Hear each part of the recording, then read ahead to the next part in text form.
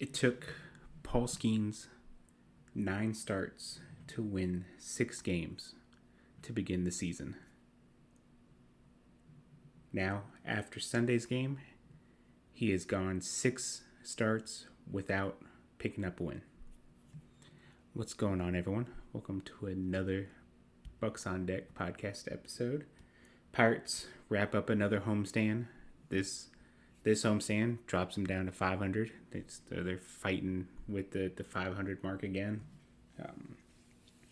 They lose 2-3 against the Marlins. Paul Skenes only gives up 2 runs, strikes out 10 over 6 innings. But the offense didn't come to play. Once they finally got things going, the bullpen allows a couple runs, and Brian Reynolds double home run. He has nine home runs on this season. His OPS is up over 800. But I mean, so a lot of your big guys here. Spencer Horowitz 0 for 4 strikeouts. Brandon Lau 0 for 5 with 3 strikeouts. Ryan O'Hearn 0 for 5 with 2 strikeouts. Not gonna win many games when the top of your order that you've invested so much in is struggles to the way that they did, especially when they haven't gotten too much out of the bottom of the order, which ironically they got a couple hits from Jake Mangum. Jared Triolo got a hit. They don't no off day Monday. They head straight out to face the Athletics. Thank goodness it's not in. The Athletics have been playing some games in Las Vegas, and that place was very. It was basically playing like in Greensboro. It's somewhere to something that everyone could be more familiar with, but that was just. I think there's 2 games out of the 6 that they played there. There's over 30 runs scored. They lost on Sunday like 23-9. They won a game earlier in the week, 15-14. Lots of runs, lots of home runs.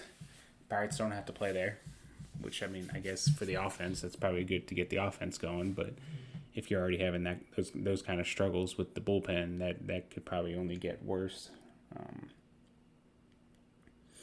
But I mean, another game where the bullpen's there. It's gotten pretty obvious that Carmen Mlodzinski's here to piggyback with Jared Jones. And I'm not sure I'm a fan of that. I like Carmen Mlodzinski in a piggyback role.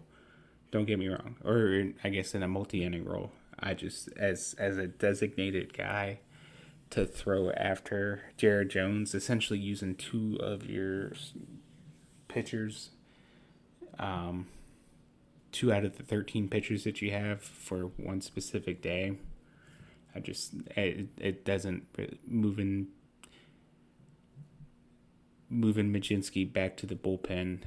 I guess the plan was never to use him as a late inning guy, which then at that point, we're still here searching for some sort of answer in the late innings, and just nothing really seems to be clicking. Anyways, let's not spend too much time on that. Let's get through some minor league stuff here. AAA, they lose 4-3. Tamar Johnson, interesting day. 1 for 5, hit a home run. Home run wasn't hit very hard. It's like 95 miles an hour off the bat, and the launch angle was like straight up into the air. I saw that replay of it. It's like I asked in the group chat. It's like are those balls juiced in AAA, because he's had a couple homers now to where like they didn't look like they were much off the bat, and they kind of just went. 1 for 5. Had the home run, but then also he struck out 4 times. So a little give and take there. Ronnie Simon 2 for 4. Nick Samillo 2 for 4 with the walk and a run scored. He's looked good. there recently. Bo Burrows, 2 innings pitched, 3 Ks. Double A, they win 7-1. Indy, they split their series with Columbus. They're 3 games apiece. Altoona wins their 6 game series against Chesapeake 4-2. After winning on Sunday 7-1, Kellen Moss 4 for 4, 2 runs and an RBI. Ivan Berthauer 1 for 2, 2 RBIs, a double and a walk. Deuce Gorson another double. He had 4 doubles on the week. Javi Rivas hit a triple. Greensboro won 5-6. They win last week against Wilmington. They win 8-5. Edwin Florentino, kind of like the Tamar thing, he hit a home run, which is good, which is big. He's had been struggling, but then he also struck out a couple times too. So Johnny Severino 2 for 4, home run, 2 RBIs. Sammy Stafora 2 for 3, a double home run. Stafora was interesting because I kind of feel like I have to see I want to see another replay of it, but I'm pretty sure it looked like he hit a second home run that it bounced off in the grass there. But the way it bounced, it looked like it bounced off the top of the wall, and the umpires called it a double. So. Bradenton, they win 10-3. They lose the series. They only won 2 out of the 6. Eddie Renders came up a triple shy of the cycle. He went 3 for 3, double home run, 2 RBIs. Brent Iredale, he hit a home run, his first home run of the season. Braylon Brazabrand, 2 for 3 with a double and a walk. Antonio Pimentel, 2 for 4, 3 RBIs, a walk, a stolen base. Gerardo Salcido, 4 innings pitched, 3 hits, 3 walks, 4 strikeouts. Going back to Greensboro, they're the only team that's in contention for a playoff spot. Is it the end of the first half for Altoona Greensboro and Bradenton ends on Thursday in the middle of the week. So, and they are 40-23. They're a half game up on Frederick, who plays Hub City this week. Greensboro will play Winston-Salem, which Winston-Salem's in second place of the South Atlantic League South Division. Greensboro, even Indianapolis and Altoona, the first half goes a little bit longer for them, but they're nowhere near competition for clinching a playoff spot. So Greensboro has a chance. Like I said, they're a half game up. If they hold that, they'll guarantee themselves a playoff spot, which would be the 3rd straight year that they make the playoffs. No minor league games. Well, we'll have the complex and Dominican playing on Monday along with the Pirates. Looking back, a couple top performers of this past week. On the pitching side, Christian Curtis, he pitched on Friday, made his AAA debut. We talked about it a little bit on that episode. Allowed 1 hit, 2 walks, over 5 2/3, struck out 10, which is ties for a career high for him.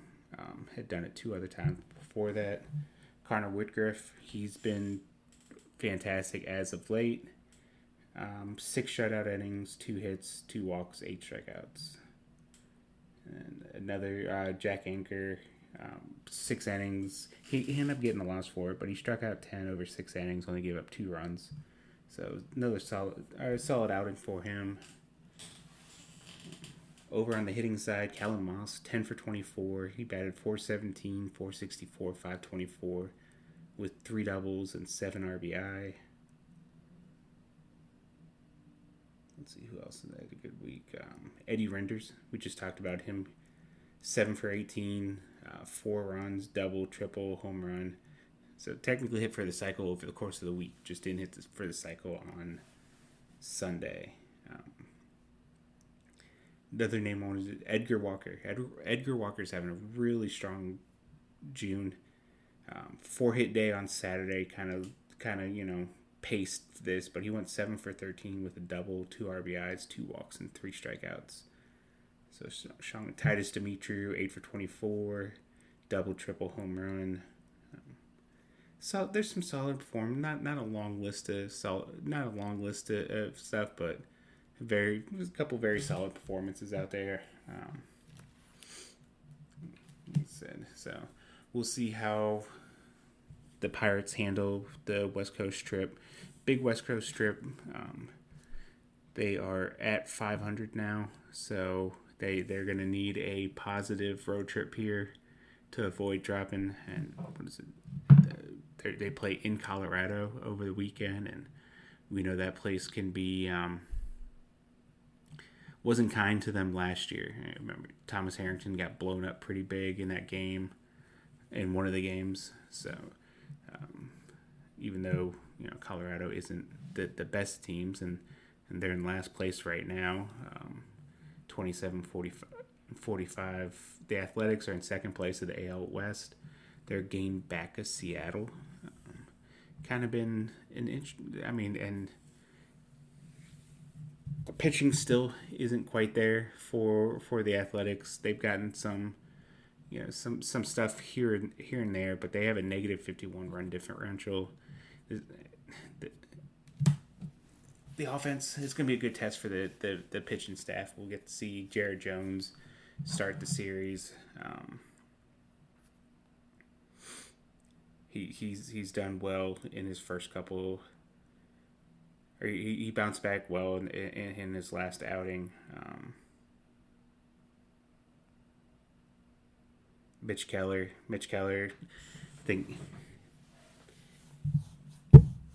Mitch is really going to need a bounce back game, or maybe not a bounce back game, but just something to kind of settle down and do something that you could kind of build off of and try to get things going, because the Pirates just can't afford to have him not perform, and at the very least, maybe it's not always pretty. It wasn't pretty last year, but they need innings out of him. They need innings. They need quality innings, quality starts, and going to, even in Sacramento, isn't the most favorable of places for pitchers. So we'll see how that series goes. As always, we're gonna subscribe. Bucks on Deck Substack. Daily content on the Pirates organization, all the way from the top to the bottom. Cover to later out today. We'll have the 10 observations. Go with a quick look over the entire system, stuff that we see kind of as the week progresses. We kind of update it nightly and stuff like that. I think that's kind of our go-to thing right now on the site. Check out the YouTube channel. We have daily videos uploading on there. Most of them are from the trip right now. I had something on Seth Hernandez from my live look at him. Go check that out. And no episode Tuesday. And we'll be back on Wednesday with another podcast episode. Until then, we'll catch you guys later.